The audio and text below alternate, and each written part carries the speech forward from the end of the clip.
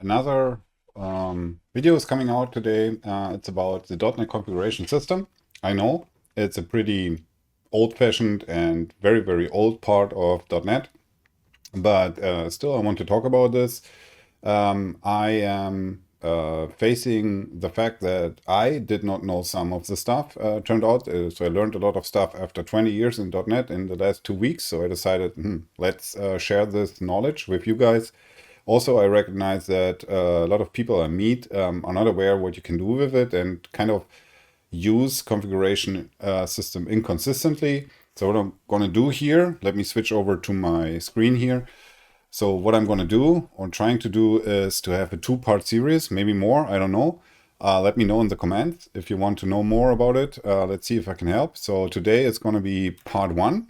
Basics. So what I'm going to do in this video is I want to look in the configuration system kind of beginning at the zero knowledge level, or zero knowledge is not correct. I'm a .NET beginner, tell me what this is. Level, looking into some stuff in best practices and how to use this, including also things like reloading of configuration during runtime and how that works and what you need to do and stuff like that. Let's see how that goes. And then I want to hop over next video, over to Azure, more Azure specific stuff, because Azure brings NuGet packages, or there are NuGet packages, which allow you to utilize Azure Key Vault and Azure App Configuration, two products in Azure, to actually have a better storage for sensitive information, and B, speaking of app configuration, some stuff like automatic reload of configuration, and this could be nice. Okay, so with that, let's maybe first of all hop over to the why. Why do you need app configuration? So I thought about how to explain this. So what I'm going to do is I show you first of all the infamous circle of the DevOps cycle, you know. So I'm not talking about this in any detail, but the interesting thing is if you look into this one representation, it's not from me, I copied it from somewhere, I don't know where, it's very old. But the basic idea is that those steps like package, release, and configure in that cycle are 3 steps. Okay, this is interesting because if you think about it, what does it really mean? So let's take it out. So you start by developing some code on your local machine. And while you do it, you have this pink box, which is the same as here, purple, actually. Purple box, which should stand for the .NET configuration system. Okay, this is this pink bucket, purple bucket again, stands for the .NET configuration system, which is just there if you have .NET. Okay, cool. So what it means is, let's say you have a database that you need. So what you should be able to, on that local dev box that you have, you should happily program your code, and you should not be dependent or connecting your local code base and using some database from the production system, right? So you need some way of having your source code being able to connect to the database, but you will not hard code to which database to connect. Instead of doing so, what you are going to do is to actually go and let me adjust my gain a little bit. I'm going to the red here. Maybe it sounds not so good. Let's see. That should be better. Anyways, so now with this in place, the .NET configuration system helps you that on your development machine, hey, I'm using some database. So cool. So now, when you hop over and push code or do a pull request, whatever, to whatever you have here, what happens is the pipeline runs, hopefully, and then it will spit out what we call an artifact. So this is like your binary compiled code, which should not contain the purple stuff. Like the purple stuff is only there for your local development, but not there. So this is now actually kind of going into the release phase, where you ship your artifact after it's been packaged over to a machine. Let's say this lives in Azure, could live on a server, whatever. And now the point is, somehow you need to, when you ship the artifact and it starts running, you need to ensure that it runs with different settings. This is what the configure step says here, with different settings than it ran on your machine, but it's the same artifact. And same is true if you have another stage. Let's say this is a test stage and you have your production stage. Now you approve to production, you ship over to production. Okay, it goes here, same package, same binary code, but different configuration. And this is why a configuration system is so important. And turns out .NET has one in place. But I always am pretty surprised that people are not aware of what this is actually for, and this is related to that. So by the way, like if you look into this, the perfect candidate, this came up, I think 2014, like 11 years ago, when DevOps got hot. So, and that was also the starting point when everybody got hyped about containers, but actually what it means in terms of deploying stuff is this is perfectly doable with containers, because what you have is you have an image which is packaged once, the container image, then you release it to a container registry, and from there it gets pulled by your actual containers later in time. So that is not a push, that is a pull then from their perspective when you command them to do so. But the environment variables, the configuration, so this thing, the purple one, in terms of containers, most often are environment variables. So you set them differently locally on test and in prod. They have different values, but in this way you can change the behavior of your application depending where it runs. So that's the basic idea. Okay, so when we talk about a simple demo, let's start with that. I prepared a little project here. So what this is, let me, and the source code as always will be shared. I will post the link to the GitHub down there in the comments. So what this is just a .NET REST API, .NET 9, which has the OpenAPI support enabled. And I added already Scalar, which gives me this additional, so this is basic startup. This is coming from the template. The only difference is I added this line of code after I added the Scalar ASP.NET Core package. What this enables me to do is I can start my API here, and it spins up, and now I can go to the local host, and now I can have with Scalar, I can have something where I can test out my API with a UI. If you don't know how this works, oh, I have a breakpoint here. Let's go. Now I get nothing back. That's where we start. So this is the working demo. And why I'm doing this, the first thing I want to show before we step further in the presentation is I want to set a breakpoint here. So what I want to show with this is like one of the earliest lines in your application lifetime where it can be at. So remember, just to be clear, this whole function gets executed once. Keep that in mind, it will get important later. If I restart my application now, and I hit this breakpoint, what's interesting here is that at this early stage in the lifetime of my program, when I go over and check the locals, I have a builder, right? So this is like the web application builder, which gives me like control over dependency injection and stuff, and then finally builds the app, which I then run in order to host my web application, in this case, in this scenario, a REST API. Cool. So the builder, at this point in time, after my first line of code, create builder, already has a configuration system set up for me. So you don't have to do anything in order to set it up. It's there. And not only that, it right away has 125 values configured somehow, coming from somewhere. We talk about this, which are pointing to values that I can use to get some information. Okay, so interesting. So the configuration system is just there. Having this in place in the controller, it also means, let me go over here and do a request with my browser, send a request. So I'm coming here to a breakpoint.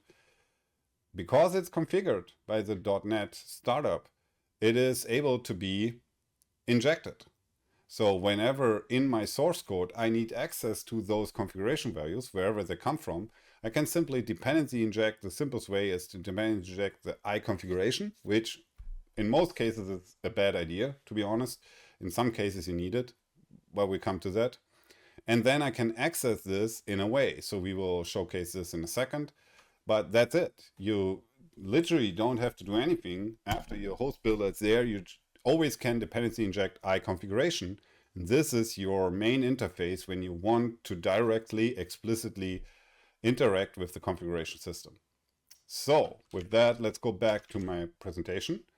So after we have this out of the way, let's talk about some logical structure stuff. Okay, so how's it built? So it turns out there's this interface in .NET which is called IConfiguration source. And if, let's say, you say, you know what, it would be cool if I could have my configuration stored in a SQL database, which is not provided by default by .NET. But no problem, you could build your own IConfiguration source and then build a NuGet package out of it or whatever, and then inject it to this whole system. So now what happens is you have a bunch of IConfiguration sources, and then what the configuration system will do, it will put them together, so join them in a certain way, in a certain order, which I will talk about later. And then it will generate a configuration manager for you, which is this builder.configuration. And this thing implements some interfaces like IConfiguration, IConfiguration manager, IConfiguration root. All those interfaces are interesting. But the one we are concentrated on, as you've seen, is IConfiguration. So IConfiguration is pointing to the configuration manager, basically. And this gives you access to this configuration. Keep in mind, mostly read-only access. So this is not there for you to change the configuration. It's there for you to consume the configuration that was seen by default at the startup of the application, which is very important. So this then gets dependency injected, as we've seen. So it's just there. You can dependency inject it to your controllers and stuff, and then you are able to consume information from those different configuration sources. You don't need to specify the source, because what this left side is doing, it's taking all those different sources and combines them basically to a key value list. So let's look at this, like into the explicit readout of the configuration system. Okay, what do I mean by that? So the one thing you will see most is people are telling you, you know what, it's easy. Go to your app settings. This is the default app settings, okay? So now do something which is most common. Hey, I have this connection string and it has some key, my DB, whatever, and it has my DB connection string. So obviously this would be a real connection string. At this point in time, some people of you, some more sophisticated guys will say, no, never do this, never put a connection string into your configuration, which is wrong. What you should not do is you should really don't put, in most cases, connection strings to databases into your app settings, okay? To these files. That's not what you should. In fact, the connection string should never be part of anything which gets pushed to your repository. That is true. But the sentence, it should not come from your configuration, is wrong. It should come from the configuration system, but not from this source using this file. I will talk about this in a second, but it's totally okay to have it in the configuration system. Okay, so if I have this in place, what I now can do is I can access this key in a stupid way. This is JSON, and I need to be able to traverse this JSON, right? So what Microsoft came up with, or they didn't come up, this is a usual thing. How can I address this value, question mark? Well, it's an object. It's a JSON object. So what you do is you traverse it by using colons as a delimiter, which means my string, my path to reach this point is this, then colon this. So what does it mean? You go there and say db connection string equals, do the configuration, just do the array access, and then my db. So let's check. This is what it is. Let's do a vertical slice here, new vertical document group. So here we go. You have left side, the app settings. Here you have your key. And if you look up this, it simply points to this structure divided by colon to go deeper in this nested area. So let's check what this is returning. I'm just simply returning this anonymous object here, so it makes it easier to debug. Let's execute this. And as soon as it runs, go over and try it out. And here we go. We have this connection string now, which proves that we can access our configuration coming from this file, from the app settings JSON. Somehow we can access it, and it returns a value, meaning at this point in time, we can use it anywhere in our code, right? So that's the whole point. There is, however, a better way to do it with something like connection strings. There is a get connection string method, which makes life easier. So instead of doing this thing, I could say, no, I want to get connection string, and this is a method, which means I leave it out. And this time I can omit this, because the get connection strings method, which is by default in the IConfiguration, knows about this section. This is a known section, and then it says, just give me the key of the connection string you want to consume. Okay, cool. So now I do this. I have auto reload on. Let's go and execute it again. Test request, send. And here we go. We have this connection string now, still. So that is the first helper method, I would say, that we get, which is, where is it here? The get connection string. There's also other methods, like get section and get required section, which gives you access to whole sections. Let's try this out. So where's my code? Let's say, you know what? And then my logging section equals configuration get section logging. So this time I want to get all of that in one object. Let's see how that goes. I think it might be hard for .NET to serialize this in JSON. We will see. Let's look and execute it again. Why is it disappearing?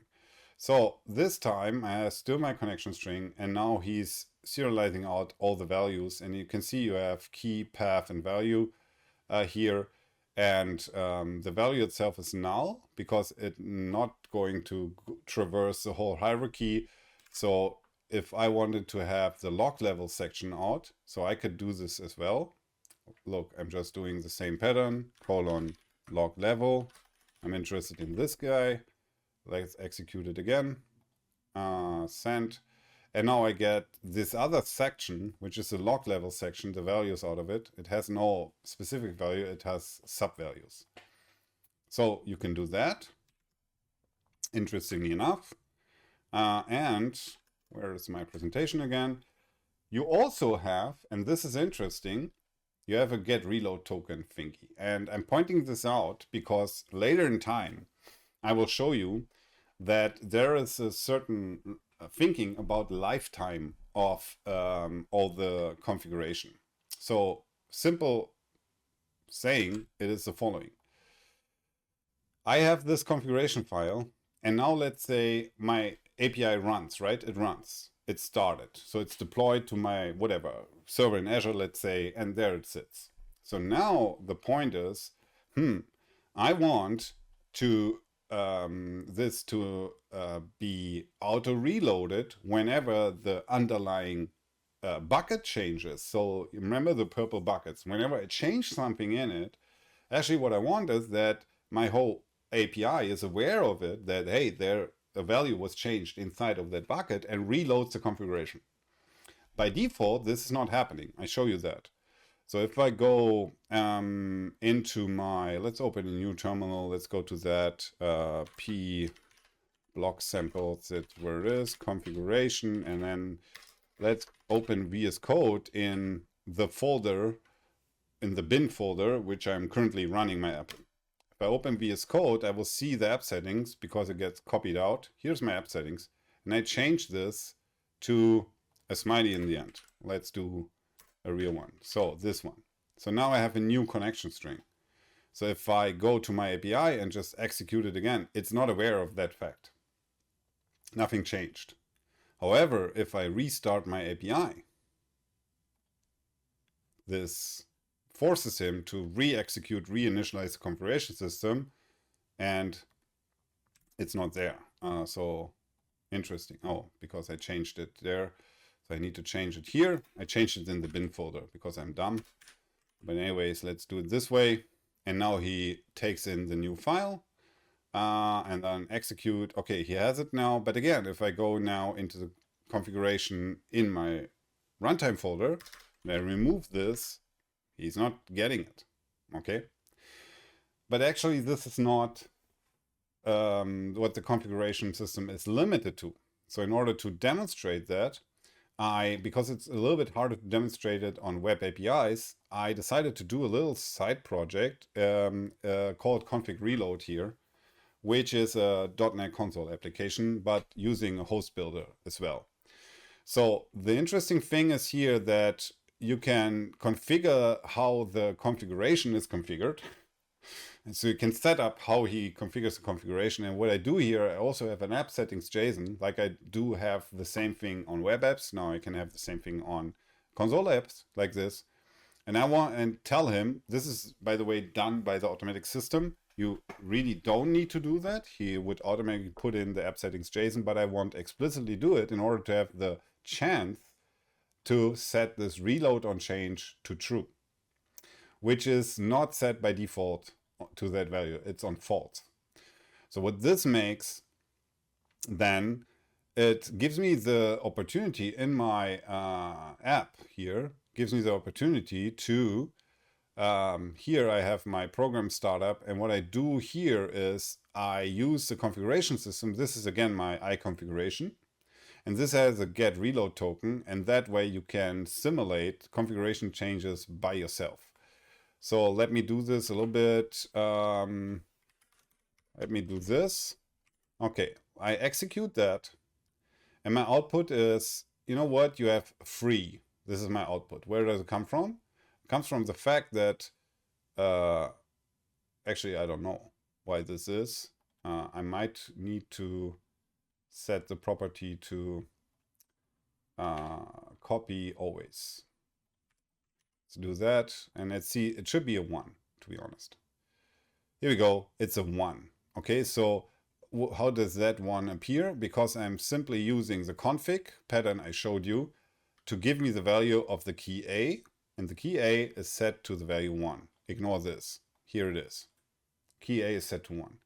Okay, cool. Now I again have to go to this thing, to VS Code, let's say, in encoding config reload bin debug net8. And then here's my 1. Let me change this to 2 and put, before I save it, let's put it side by side. So watch this. In that editor, I will change the value from 1 to 2. And now I save the file and it instantly sees that the config was reloaded and gives out the new config value. That is interesting. So it's possible to do that. We will come to that later. I'm just showcasing you this right here because I want to ensure that you understand that by default, if you do the default configuration system, it is not able, let me close this, don't save. It is not able to automatically reload your configuration.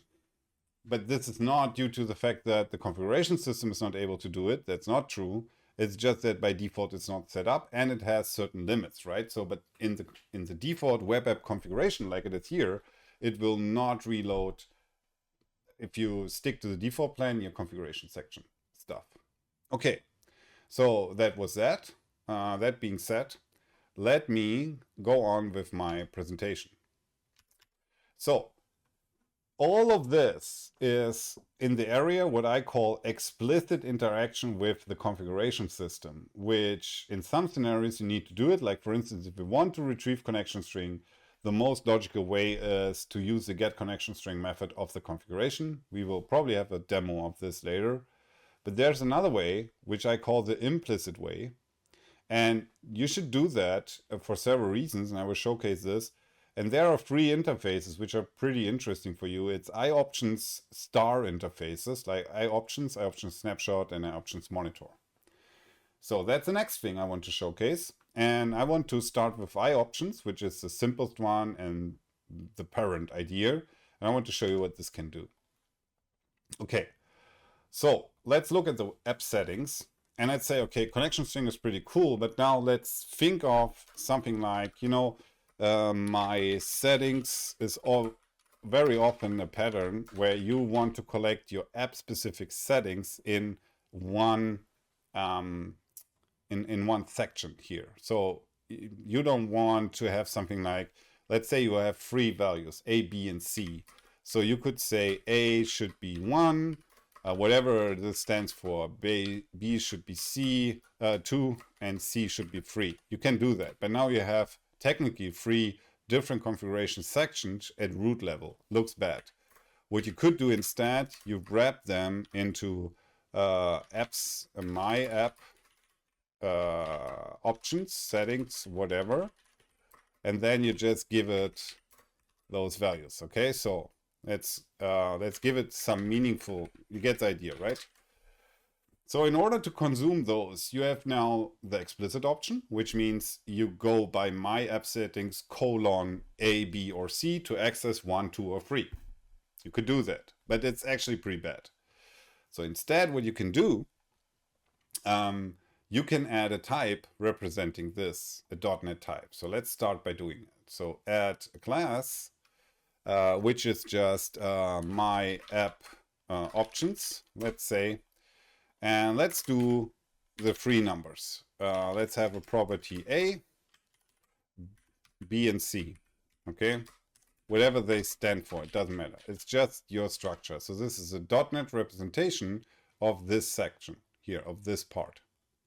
You can even do, if you want to do it lazily, copy this.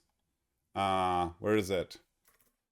Go to edit, paste special, JSON as class, and you literally get this. You just have to rename it, and this is what it is. It's the JSON representation. Okay, cool. So my app options. What I usually also do, I give those things as public static read-only string called config key, which is saying my app settings. You will see in a minute why this is convenient. You see my app settings is exactly this key. This is what I store here as a static read-only. And then what I can do in the .NET configuration system, instead of in my controller here, instead of doing, you know what? I want to say A equals, and then I'm doing configuration A, my, what was it again? My app settings A. Right, let's try it out so that you see it works. So I'm not using this new class right now, the app options. I'm just doing the direct explicit, how I call it, mode. If I execute it, I get the value 1, no problem. Serialized in JSON to a lowercase 1, but anyways, this is what it is. Okay, cool, but this is not what I'm going to do. So instead, I want to use this implicit value technology. So what I'm going to use, let me grab out real quick my notes here. So in the dependency injection, what I can do, let's say I'll do it here.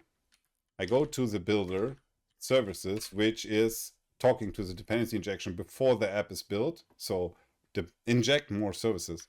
And there's a thing which is called add options. And add options allows me to say what type of options do you want to add. This is my app options.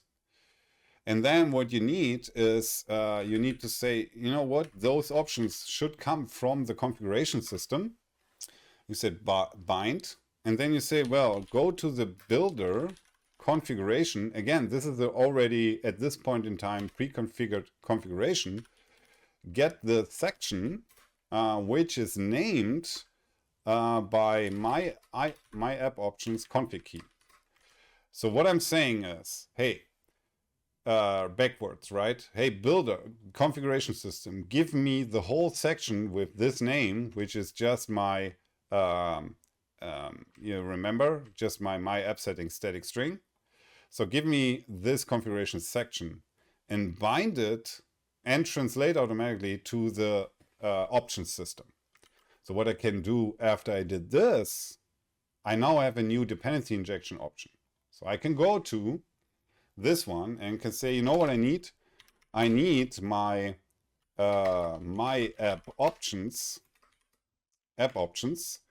I need them to be dependency injected into my constructor, so that here now, finally, I can go and set, instead of doing this, I can say app options underscore app options dot abc. So I'm type safe.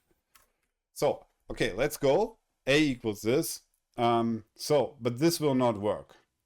Because in order to do that, look at my, I said IOptions interface is somehow important here, right? So what you need to do is you need to, after you injected this here with add options, what the .NET system is doing is it's not injecting this. Actually, what it's injecting is an IOptions of this options. So let's go. So what you get from the dependency injection is an IOptions of this. This is what the dependency injection can give you. This comes from Microsoft Extensions options. And then this is no longer the case. What you need to do is to do the value of this IOptions. So this is like a deferred execution, like a lazy, I would say, pattern, where you get the IOptions. If you would never use value, you would never access this. But now you use this, and then this is again an options. So let's try that out. And execute it, and I still get the one, but this time I get it as, you know, as not a string, but as a numeric value, like it should be, because now it was a type safe option to access this. I even could do the following. I could say, you know what? My config equals the whole options that I got. Why not? And now I get a deeper array of this. And now I get this here. Okay, I can do however I want. I can access every value that I want. And being here, what I also can rely on is the deserialization of .NET. So if I go here and say, you know what? let's replace A by something else, which is called like timeout, which is always, timeout. And now let's do this 1 minute timeout. So this would be hard as a string, you know, what should you do with that string? But you're not restricted to string. Why not going to my options and change A to timeout? And why not also change its property to a time span? So what happens now in my, I think here, now execute this and see what comes out. Open another browser, why not? Because we can do it.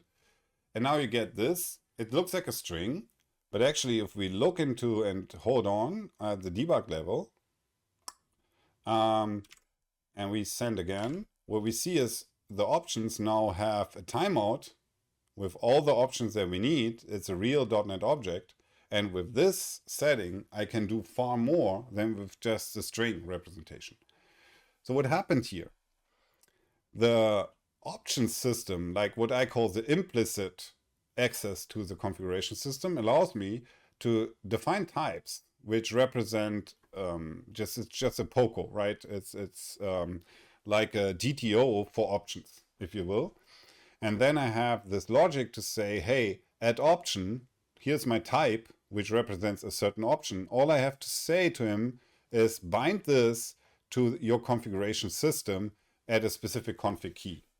Okay, that's it. You do that with all the options that you have. You can easily imagine now you have different option object in your source code. Bigger projects have potentially a lot of options, and this thing can even have here something like prop, I don't know, dictionary of things, right? Totally feasible. And this way, you are not stuck to always inject the IConfiguration here to your system. Instead, you're saying, no, I don't want to access this directly. Let me give my explicit options here, and then I can access it, unless you need direct access to something like the connection strings. Then you're back to configuration. However, that's it, right? This is just me showcasing you the different options. Okay, but I told you that there is, besides IOptions, there's IOptions snapshot and IOptions monitor. So what's going on here? So those two things exactly represent what I told you before. IOptions is representing something which is loaded at startup time and never gets refreshed. Okay, so there's no way that if you have something wrapped in IOptions, that this gets refreshed when the underlying configuration store gets refreshed. However, IOptions snapshot and IOptions monitor can do that for you. So it took me a while to understand the difference between them, but basically I came up with this little chart. So IOptions represents a way to bind custom types as representation for options. That's what I showed you. So IOptions, the first type we learned, is if you look here into the different DI modes that you can have, like singleton, transient, and scoped. What turns out that IOptions can be used for all of those types. What do I mean by that? So what you need to be aware is that when you have a controller and you do dependency injection on a controller, what actually happened is that you get invisible to you. You get these options via a scoped dependency injection. Why is that? Because when you have a request coming in, what happens is that ASP.NET considers the whole chain of logic going on with that request as scoped to this request in order to isolate this actions from another user hitting your API having its scoped request. So you scope it to actually this controller instance opens the scope using DI, and then everything which gets opened inside of that is also scoped or should be scoped, which is actually pretty good. Because this way, when you, let's say, use Entity Framework, which by default, if you inject a DB context and you use the default dependency injection of Entity Framework, it will inject scoped DB contexts, which is clear because you don't want that the DB context instance that you got for user A is the same that you got for user B. You want two different instances, but there cannot be a singleton because that would be bad. Then everyone would get the same DB context. And they also can be or should not be transient, because that would mean that if you have multiple requests or multiple DB context accesses going on during that request, you would get like a lot of DB context and you would lose your context actually. So if this is strange to you, you should look up the following. If you don't know what I'm talking about here. So if you go to Builder Services, where you define your dependency injection, you have at scoped, you have at transient, and you have at singleton. For instance, those are the main methods which define, I want to add something to dependency injection, which is very important for .NET system, and how would I do that? How would I register this? So if you don't know what this is, look it up. It's very important. So here, what I'm saying is, if you use IOptions, in other words, something that is not able to be reloaded at runtime, you can do it in all three levels. You can use this IOptions in all three levels. However, if you do IOptions snapshot, you only can do it when you have scoped dependency injection components. So you can only dependency inject the IOptions snapshot into something which itself is a scoped service. And IOptions monitor on this side can be used again for all of them. Also is able to reload automatically, but only works for file-based sources. So it does not work for, any source which, let's say, comes from Key Vault or whatever. So you cannot use IOptions monitor against anything which comes from app settings JSON, let's say. So let's try this out. It's hard to understand. So what we want to achieve is that IOption snapshot, first of all, is used. All you need to do is you go to your controller and change this to IOption snapshot. That's literally what it is. So this way you tell the configuration system that you know what, potentially the source which is delivering those data might be changed during the runtime. So be prepared to not give me a static value, but only give me, but instead give me a value which is consistently requested from the source. So let's go. Let's try this out. Let me see if I can make this work. I did not test this out before, to be honest. Let's see what happens. So first of all, it still works, which means here we can see we still get this section, which is good. So now the demo would be, can we go there, I think it was this one, and change now the value to be something like 20 and 30, which would be easily detectable, and then request again, and you see it's not changing. So it didn't give us anything. Okay, so let's try the monitor thing. IOptions monitor, which again, which is only working for file-based options, but this time there's no value. What there is there's a current value. Okay. Thing which points to a certain direction. So execute this, try it out again, send. Still this, I think I might have, oh, I changed it in this other thing. Yeah, because I'm dumb. Let's go here. He changed it. Did he change it back? He's not overriding it. You see that? I think I need to set this up here as well. Properties, because override always. Let's do this again. And now let's check that here, 2 and 3, fine. Let's go here, 2 and 3 are here. Now let's change it to 20 here, execute it again, and it's not doing it. Why is that? It's simply because the default configuration system of web apps is not putting in the following. That's what we learned right now. And I'm not going to change it, I'm just explaining it. So the configuration system which comes here does not have the auto reload feature enabled by default, which was enabled explicitly by me in my sample that I showed you. So that means he loads the app settings, but he still has the reload on change to false. That's why it's not refreshing, even if it could do it, because we have a monitor running. So anyways, that was the difference. Let's go back to IOptions. So what's the advice here? Let's go back to the default and then I'll get back to this overview.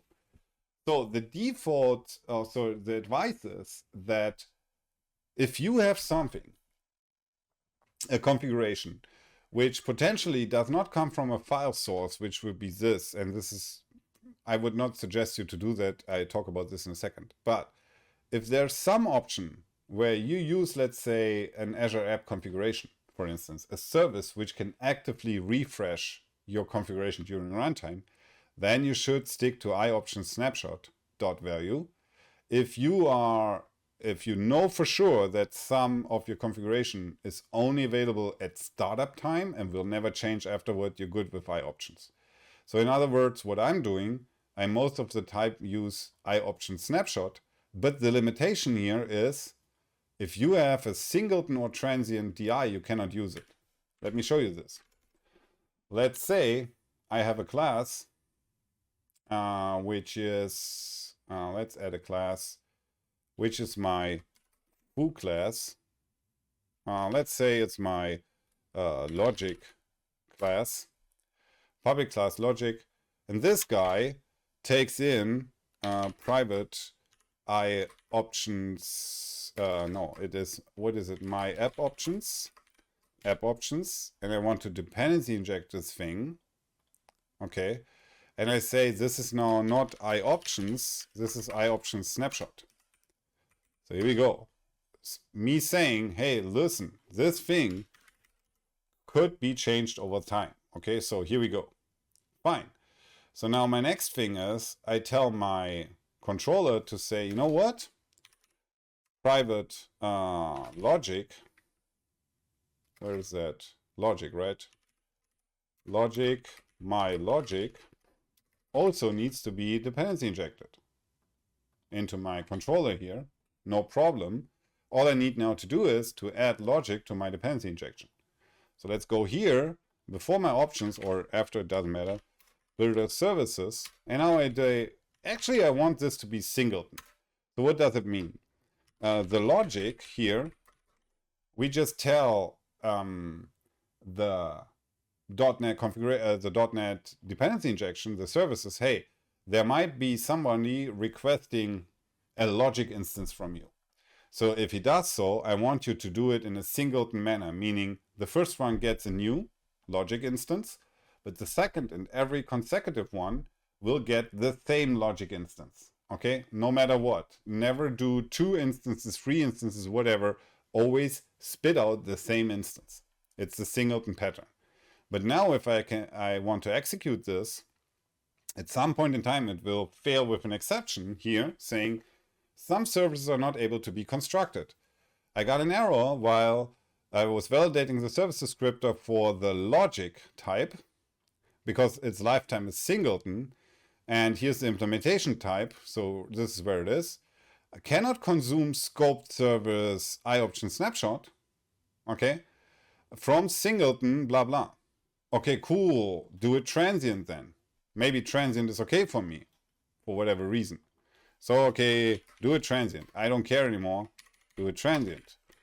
And now when I execute this, he tells me, basically it worked, which is bad. Do I need to... I need to... Wait a second, guys. I need to update my chart right away. I'm not sure why this did not happen, but actually what it is transient is working as well, which is pretty weird. I don't know why I messed this up, but let me state this. And I should put a command inside of, or a highlight inside of my YouTube video. So actually this is now what it is. So if you want to make a screenshot, make this screenshot. So this is what it is. Transient is possible, scoped is possible, singleton is not. Okay, but let's think about it. If you have a scoped service for the options, but a transient service for the logic, it doesn't make really sense because now you have a thing which gets transiently inserted, but then the thing it needs is scoped to your request. Very dirty.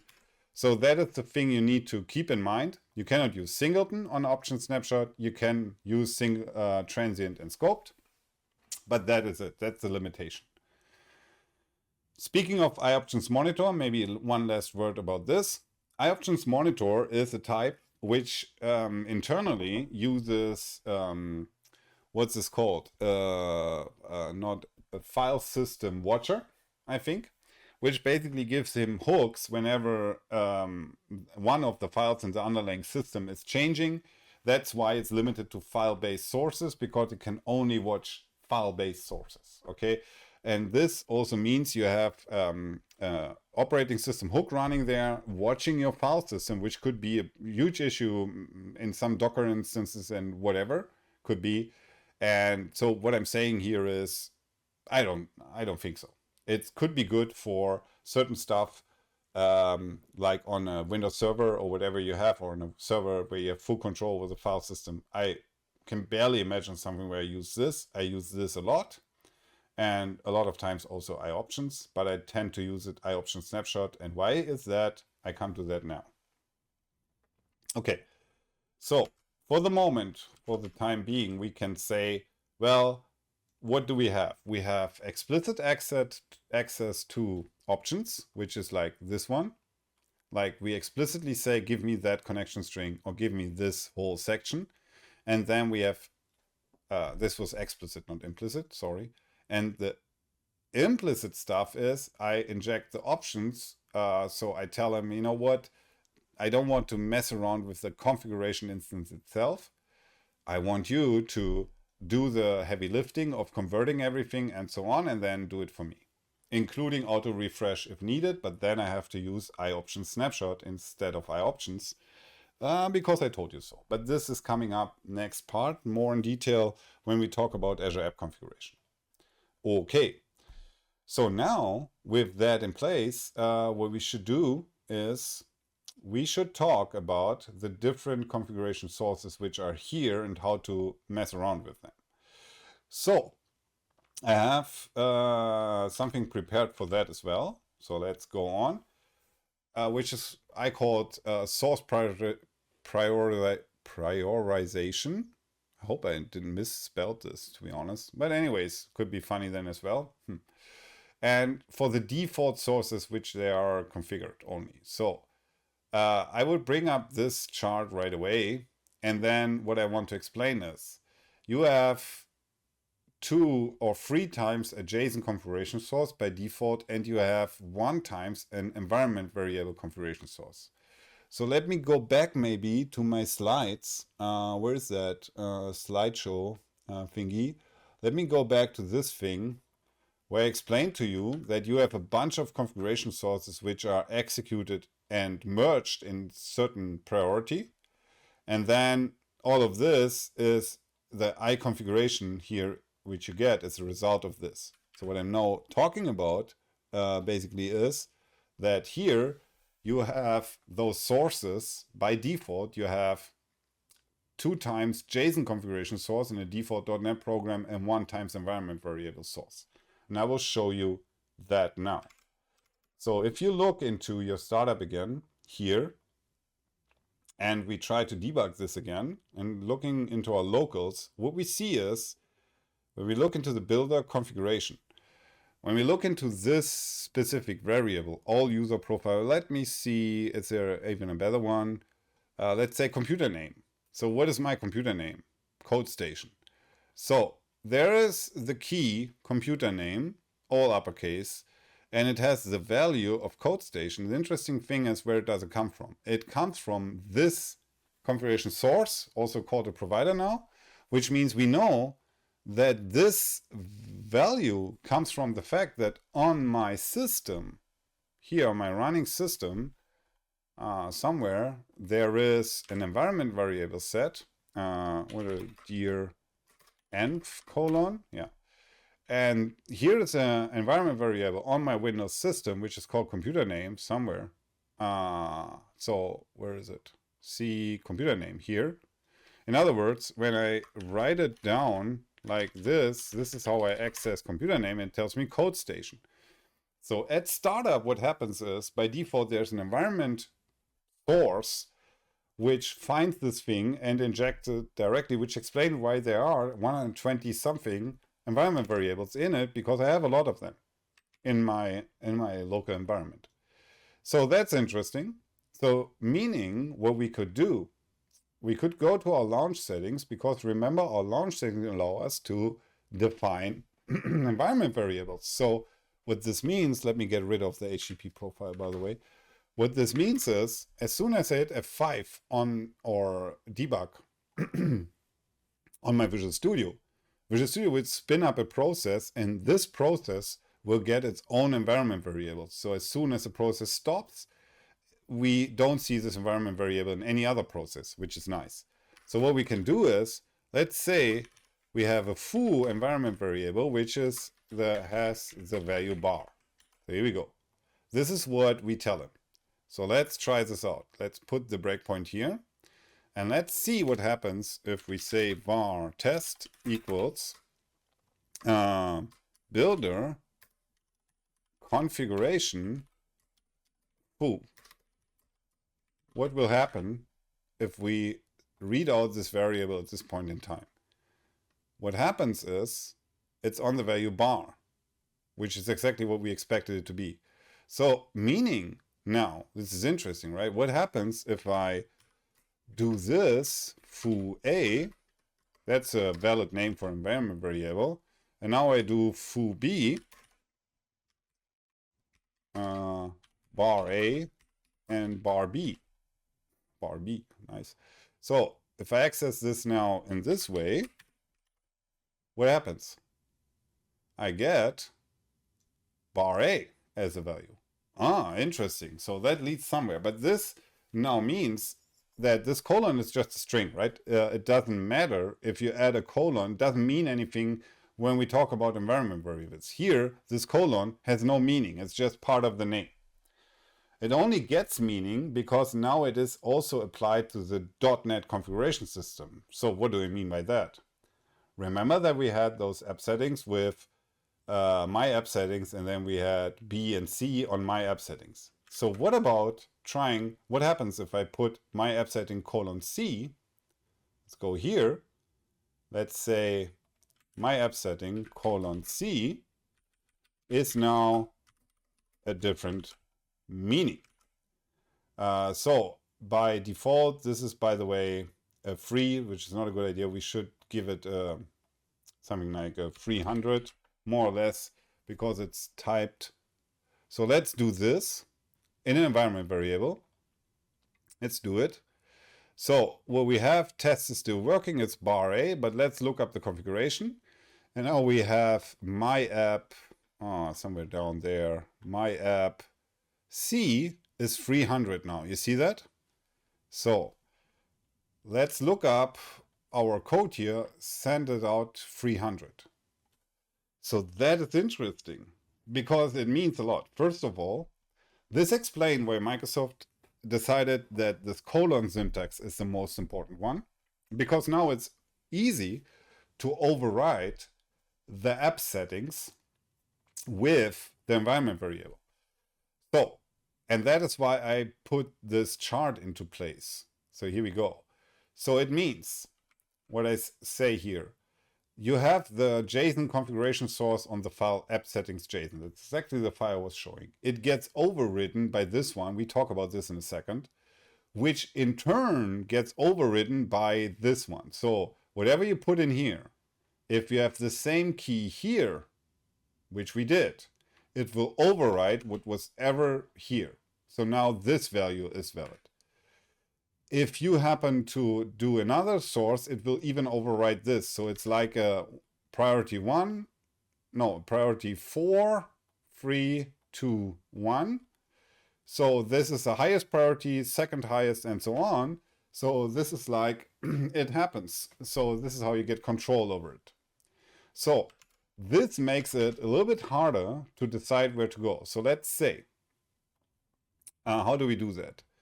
Let's go here and let's do it with a simple example. So let's start by saying the connection string for the DB by default is not defined. Okay, I don't, or let's say it's empty string on the app settings. But then I go to this app settings development file, and here I define app settings to be localhost. Okay, and now is the time where we need to talk about this file. So how this file works is the .NET configuration system by default says, I know about the app settings file, and then I will by default search for a file called app settings dot, followed by this string, we talk about this, .json, and I will merge them together. So how does it work?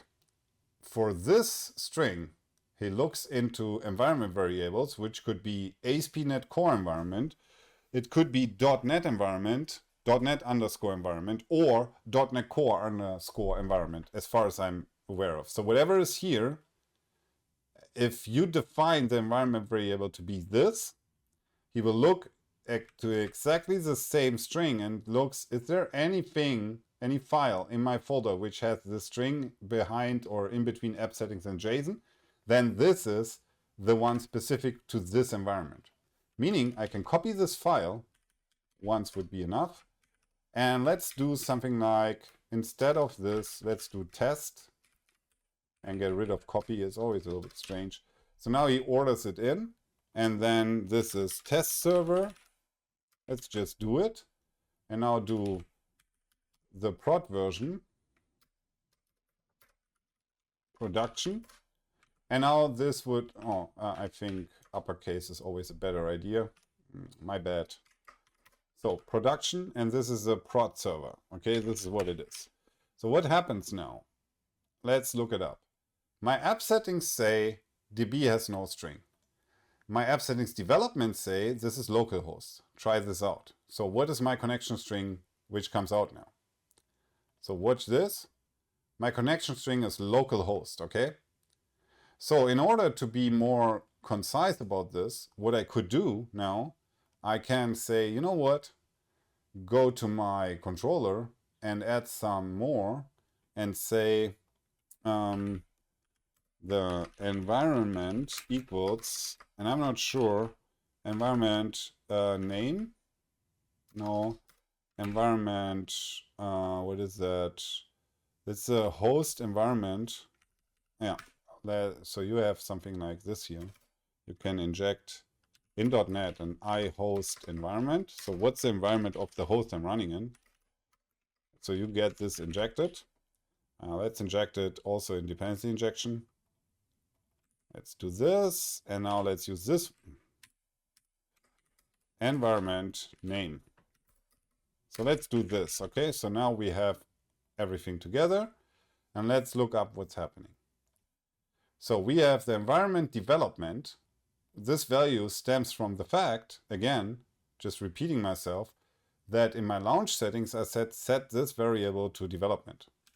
And then for that environment, the connection string actually is set to localhost. So if that is true, the easy thing is stop this, go to test, because this is also supported, execute it, and then send again, and now the connection string is test server because we're on a different environment. Okay, and the same for production.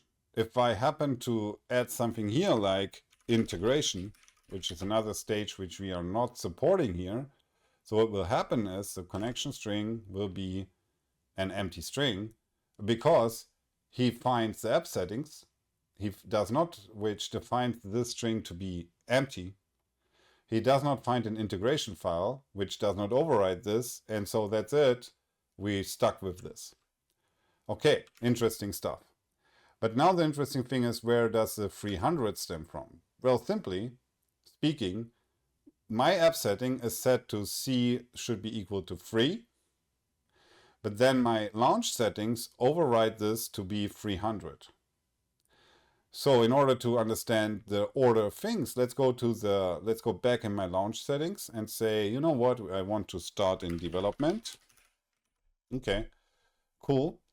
And then this file is valid. So now let's override this by simply saying my app settings C should be 3000. Okay, let's copy this. App settings development. So what happens if my app settings 3 is now 3000? I only want to override C. So what is valid? What is taken into consideration? Let's execute it. Let's find out. So it's still the 300 here, which means he still uses not this value, but this value. So if I remove this line, so I'm no longer overriding this specific key with my environment. So now the expected value is 3000. Why is that? Again, app settings says, well, in general, if nobody says nothing else, C should be 3. But if it happens to be on development, C should be overridden with the value of 3000. And now if we check this, and it's true, now C is 3000. Okay, so, and this is because, as I told you, before I removed this line, it was overridden with 300. But now I removed this line, and now it's again 3000. And not 3. Okay, this overrides this value. And it formally got overridden by this value again, and that's it. So what is this then? Final story. So what this is, and you will learn that next time, what you can do with any with .NET projects is, you can go there and say, you know what my problem is? My problem is the following. Let's go there. CD configuration and then sample API. So here we are. This is my sample API. And now you plan to do a bigger API, and what you figure out is, you know what? this thing at some point in time needs to be deployed to Azure. Okay, nice. So let's make a drawing out of that spontaneously. So what architecture stems out of it? So if I run in Azure, let's take Azure first, I will have an integration stage. I will have a test stage, let's say, and I will have a prod stage. I will have 3 stages. And if my CI pipeline kicks in, this is CD pipeline, sorry, what it will do, it will always first of all deploy here. This is number 1 deployment. And then if somebody approves this, it will deploy here, no problem. And then in the end, it will deploy to prod, third step. So nice. Also interesting is every stage will have its own database. Okay, nice. That's easy enough.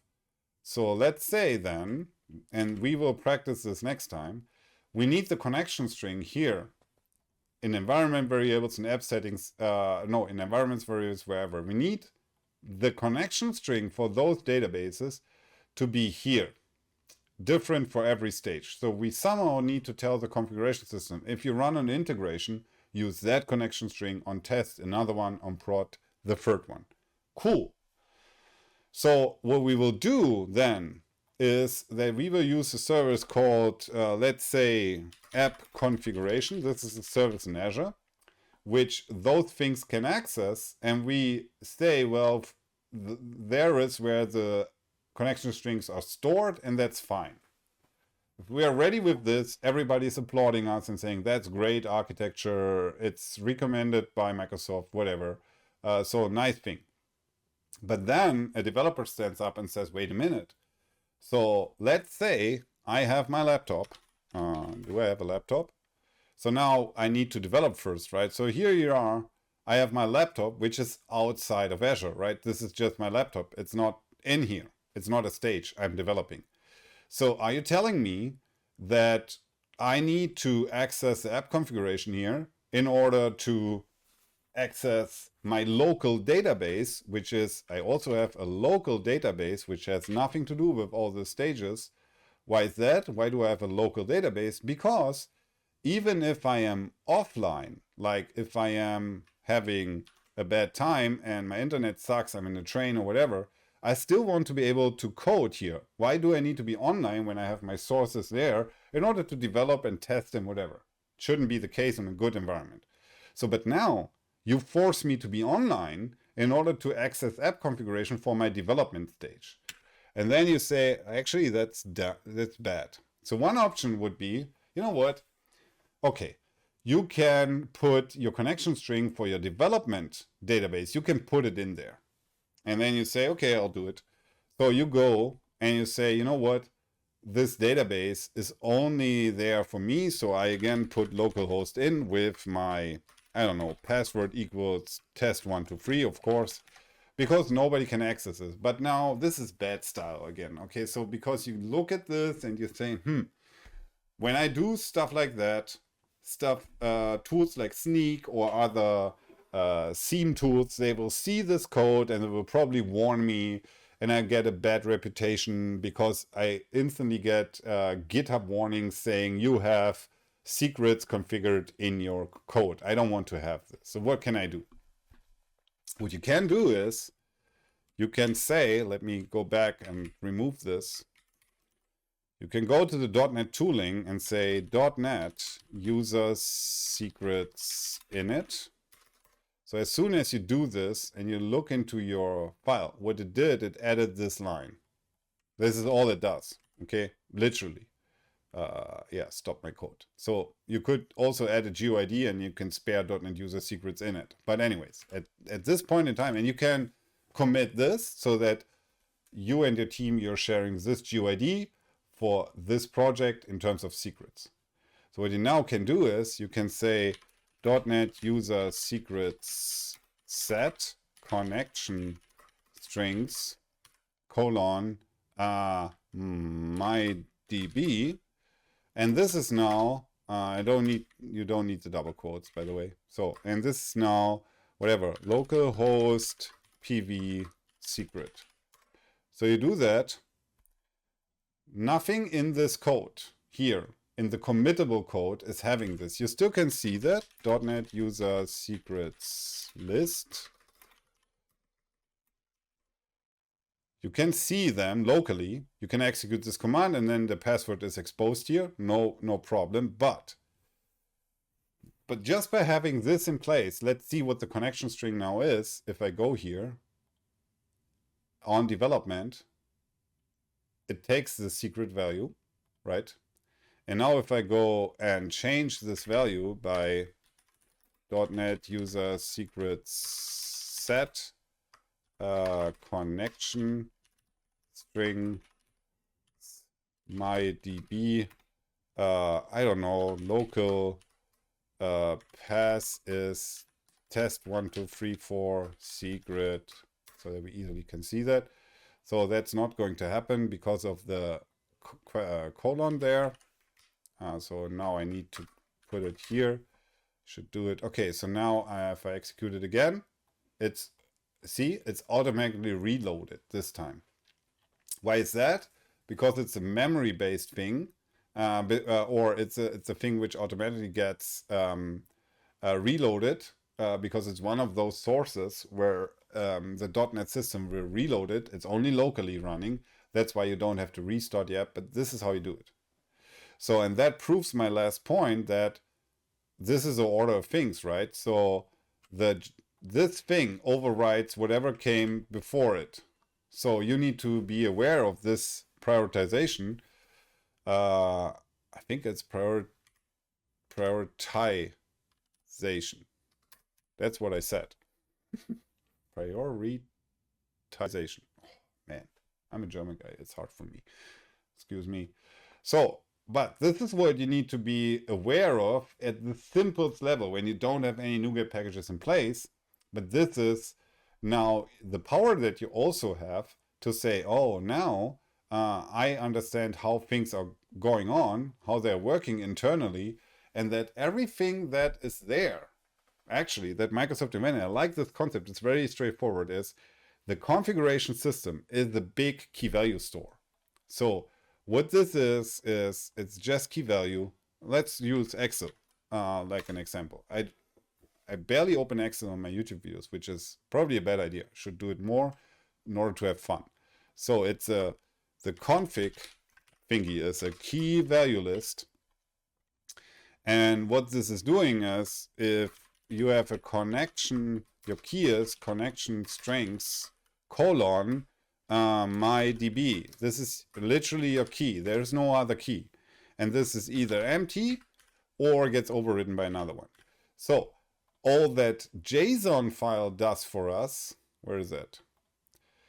It looks like as if this is the default that Microsoft supports, like a structured way of doing it. It's just not the case. The only thing that happens is that the JSON configuration source is taking in the schema, and then it's flattened the schema. It will flatten the schema and saying, well, actually you have a lot of keys. The first key you have is not that. The first key you have is this one, connection strings, which is null. Okay, it has no value, nothing. So then it goes, let me go there. This is the next key it finds. Okay, and this is null as well. But then it finds this thing, timeout, and it just adds this logic and it puts in this string value into that. So, and so on and so on. Okay, it goes literally through this file and adds those things like here. So can I prove it? Yes. You go to add a breakpoint again at program. Let's add a breakpoint here. So let's look at the keys he's presenting to us. So the keys are not only the ones which bear values, but all the keys are there. So if we go to, what is it? Logging. Let's look logging. Logging is a good example. So for this logging, you have a key which is called logging. That's exactly what I showed you, which has no value at all, null. Then comes the key logging log level, also no value directly, because those are sections, not real values. But then here's a value inside of it, information, Why is that? Because on app settings, we really have here on default, we have a value behind it. But still, all the keys are present, even the one pointing to now. And that's it. So it's only a key value store with a lot of possible sources for keys and values, which has merging built in. But now it's easy to understand how this is built. It's simple, but still is powerful. And with that, let's nearing the conclusion. Let's go here. So the goal here was to kind of showcase you the basics which are there, and it's hard enough to do that because I need to jump around. I know, sorry for that. I hope it's still valuable for you guys, and if not, give me feedback. Maybe I have to redo this. I don't know. Now, this is the preparation for next time, where I want to go with you into extended configuration sources like Key Vault and app configuration, which will show you how this is utilized to actually put out your configuration to more sophisticated stores. So that's why I had this in case. I hope you enjoyed. Looking forward for next time. See you then.